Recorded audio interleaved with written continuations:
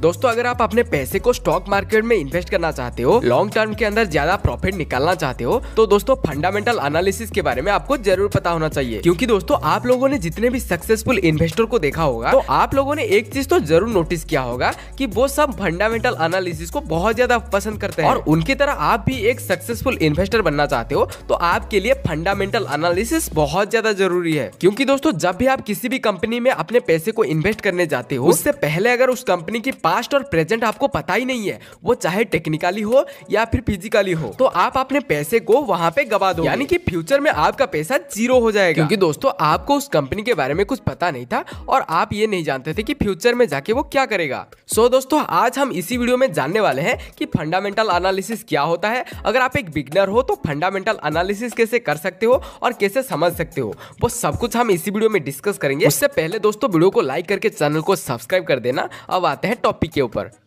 दोस्तों आपने किसी ना किसी के मुंह से ये जरूर सुना होगा कि अगर 10 साल पहले किसी कंपनी में आप इतने पैसे लगा दिए होते तो आज आप मिलियनर होते, यानी कि आज 10 साल के बाद आपका पैसा 20 गुना हो जाता। ये कई हद तक सही है, लेकिन दोस्तों पूरी तरीके से सही नहीं है। क्योंकि दोस्तों 10 साल पहले बहुत सारे ऐसे कंपनियां थे जो मार्केट के ऊपर छाए हुए थे, लेकिन आज देखा जाए तो उनकी अस्तित्व भी नहीं है। लेकिन अगर उस टाइम पे उन्हीं कंपनी के ऊपर अगर आपने अपना पैसा लगा दिया होता तो आज आपका पैसा जीरो हो जाता। इसलिए मोस्ट इंपोर्टेंट फंडामेंटल एनालिसिस। दोस्तों किसी भी कंपनी के ऊपर अपने पैसे को लगाने से पहले जब हम उस कंपनी के ऊपर स्टडी करते हैं, उस कंपनी के बिजनेस मॉडल को समझने की कोशिश करते हैं, उसे फंडामेंटल एनालिसिस कहा जाता है। तो आप स्टॉक मार्केट से दो तरीके से पैसे कमा सकते हो। पहला होता है ट्रेडिंग करके और दूसरा होता है इन्वेस्टिंग करके। दोस्तों अगर आप स्टॉक मार्केट में इन्वेस्ट करना चाहते हो तो आपको फंडामेंटल एनालिसिस के बारे में पता होना चाहिए। दोस्तों फंडामेंटल एनालिसिस के अंदर दो टाइप के एनालिसिस किया जाता है। पहला होता है क्वालिटेटिव एनालिसिस, दूसरा होता है क्वांटिटेटिव एनालिसिस। पहले हम बात करते हैं कि क्वालिटेटिव एनालिसिस क्या होता है। दोस्तों क्वालिटेटिव एनालिसिस में हम कंपनी के बिजनेस मॉडल को देखते हैं और इसके साथ साथ बहुत सारे पॉइंट्स को भी देखते हैं, जैसे कि कंपनी की प्रोडक्ट एंड सर्विस कैसे हैं, कंपनी अपनी कंपटीटर से कितनी आगे और कितनी अच्छी है, कंपनी की मैनेजमेंट कैसी है, कंपनी अभी के टाइम पे कैसा काम कर रहा है, कंपनी की ब्रांडिंग कैसी है, कंपनी अपनी प्रोडक्ट रिसर्च में कैसी है।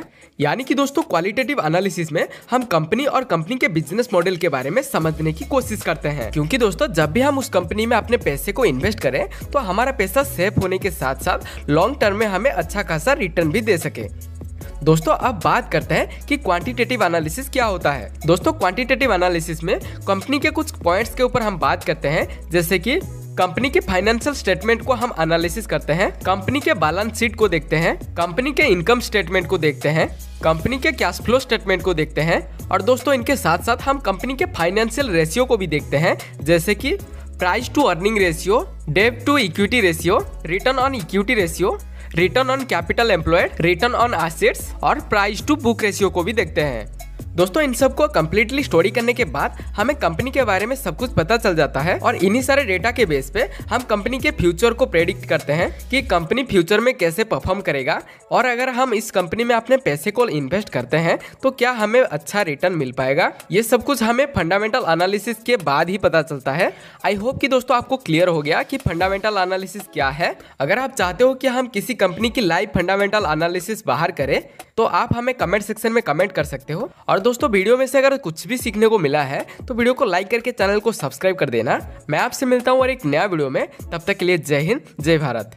और हाँ दोस्तों वीडियो को एंड तक देखने के लिए बहुत बहुत शुक्रिया।